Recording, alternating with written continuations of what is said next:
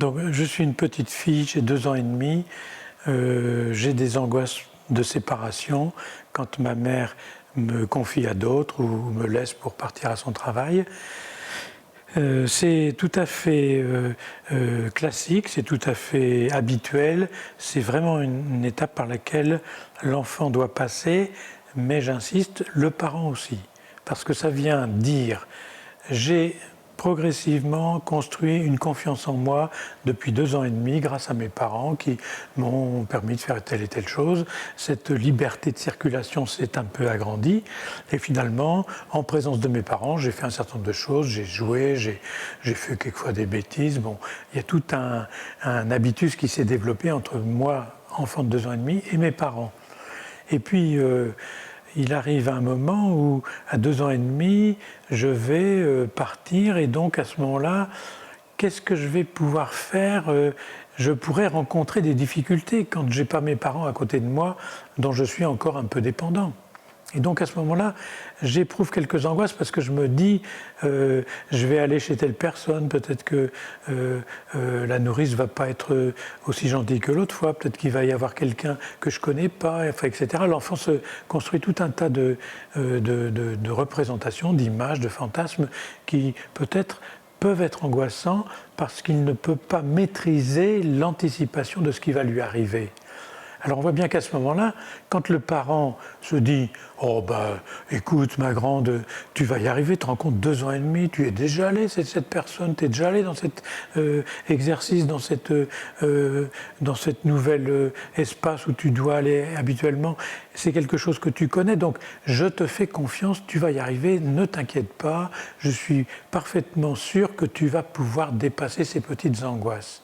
Si l'enfant constate que le parent renouvelle son pacte de confiance avec son enfant qu'il a déjà établi depuis 2 ans et demi, l'enfant va se dire, bon, ben finalement, peut-être que je vais rencontrer quelques difficultés, mais maman et papa me font tellement confiance, je vais sûrement y arriver.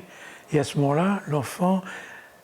qui a présenté ces quelques angoisses de séparation franchit l'étape de finalement ne pas éprouver de difficultés trop déconcertantes et revient vainqueur de cette expérience. Et à ce moment-là, on voit bien que sa confiance en lui a été vraiment confortée par ses parents et les angoisses de séparation ne se reproduiront pas ou peu.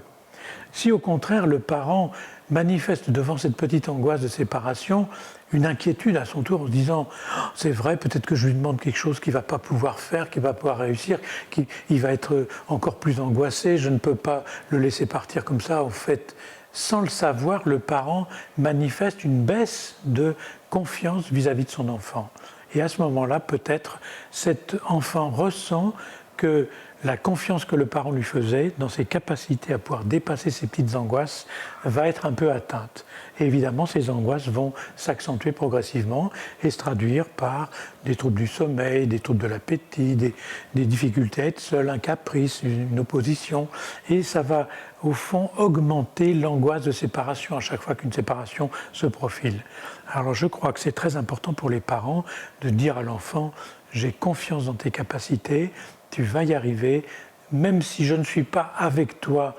je suis avec toi par la pensée et tu vas arriver à dépasser ce petit moment-là. Et ce petit enfant qui entend ça de la part de ses parents se sent conforté dans son énergie interne et va pouvoir en général dépasser ses angoisses de séparation de façon tout à fait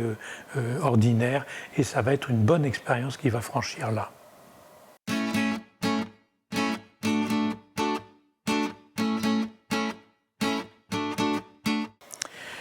Oui, alors ça pose une question très, très importante qui rejoint la question précédente, c'est-à-dire la capacité de se séparer de ses parents quand on va rencontrer d'autres milieux auxquels on est soit habitué, soit pas très habitué. Donc à ce moment-là, c'est normal que l'enfant éprouve une petite inquiétude et le manifeste à sa manière.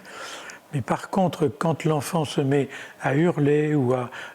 taper des pieds ou à faire des choses qui s'apparentent à une petite crise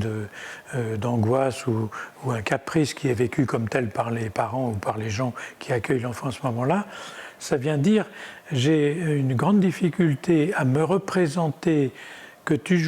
es toujours présent avec moi dans ma tête quand je suis avec d'autres. Et à ce moment-là, je crois que ça vient poser la question de savoir comment un enfant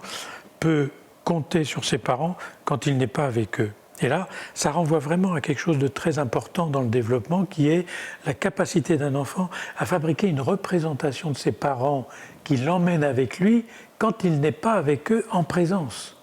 Vous voyez toutes ces réflexions qui ont été faites par ce grand pédiatre anglais, psychanalyste qui s'appelle Winnicott, quand il travaille autour de ce qu'on appelle l'objet transitionnel, c'est précisément sur cet objet-là. Un petit doudou, je l'ai dans ma poche, je l'ai près de mon cou, je l'ai sur ma bouche, sous mon nez, je me caresse avec. C'est ce petit objet qui représente mon parent que j'ai avec moi quand ils ne sont pas là et qui me permet de pouvoir supporter les situations dans lesquelles je vais me retrouver. Donc on voit bien que les enfants, à 2 ans et demi, ils n'ont plus forcément l'usage courant de ces petits objets-là, encore que ces derniers temps, on voit que ça continue à se développer assez tard dans le développement de l'enfant. Mais ce qui est important, c'est qu'ils puissent progressivement mettre non pas un objet concret dans leurs mains, sur leur corps, mais qu'ils puissent avoir dans leur tête un objet concret qu'on appelle une représentation de papa et maman qui va me permettre d'être solide dans ma rencontre avec les autres. Et on voit bien qu'un enfant qui hurle, c'est d'un seul coup qu'il est paniqué par cette rencontre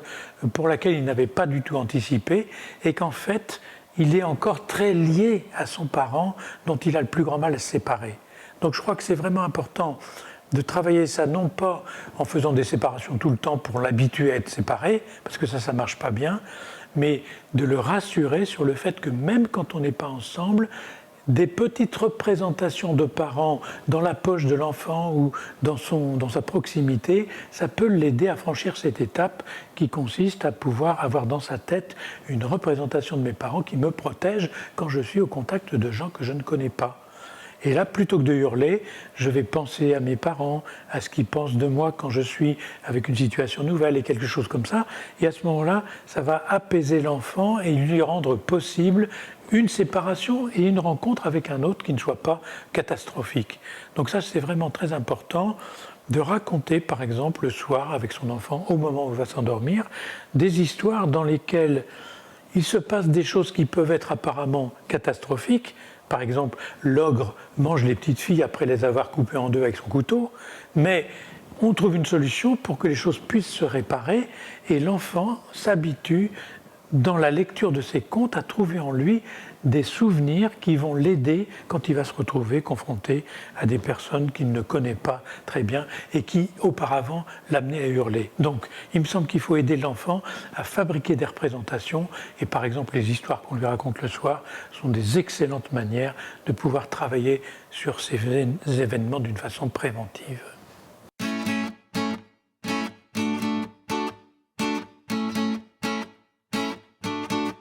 Mon bébé a 6 mois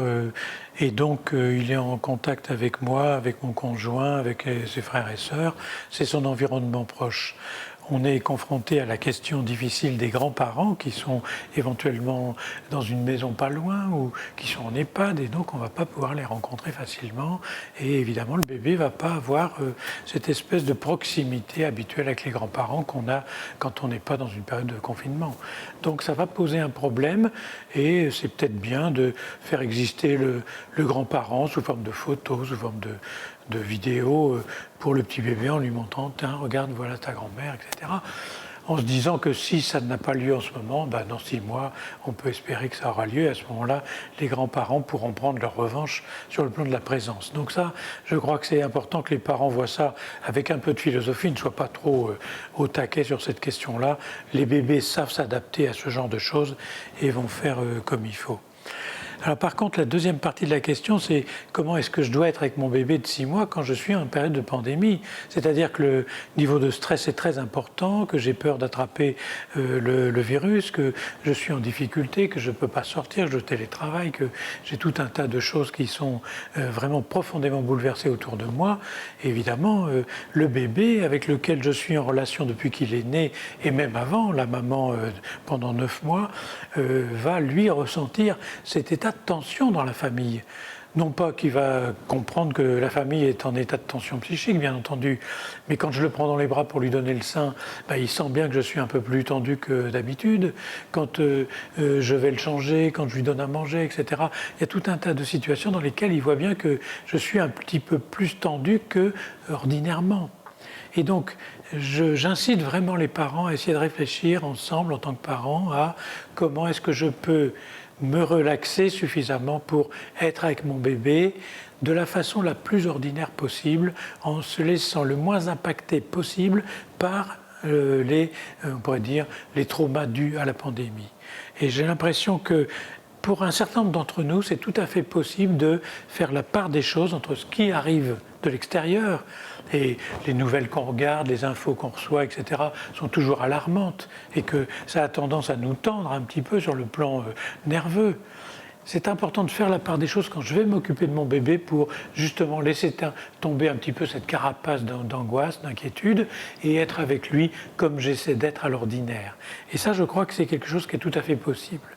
Mais en même temps, il y a un certain nombre de parents qui sont vulnérables et qui vont avoir le plus grand mal à se séparer de ce que cette carapace constitue pour eux, c'est-à-dire cette angoisse ordinaire. Et ils vont porter en eux cette angoisse avec leur bébé et vont transmettre sans doute une part de cette angoisse à ce bébé, et qui, dans certains cas, va avoir des difficultés à trouver le sommeil, va avoir des difficultés à prendre le sein, va avoir des difficultés à accepter d'être changé, etc., qui sont des signes qui viennent dire de la part du bébé « je sens maman et papa qu'il y a un peu d'angoisse autour de moi et ça me procure des sentiments un peu désagréables. Est-ce que vous ne pourriez pas faire un tout petit effort pour que cette angoisse soit moins importante ?» Et je crois que les parents qui peuvent le faire le font. Et quand les parents ne peuvent pas le faire, qu'ils se fassent aider par des professionnels, de façon à ce que justement cette angoisse n'aille pas vers le bébé, mais qu'elle aille vers les professionnels avec lesquels ils vont la transformer en autre chose. Et je crois qu'à ce moment-là, ils retrouveront un niveau d'interaction avec leur bébé qui est de qualité tout à fait satisfaisante pour le bébé et son développement.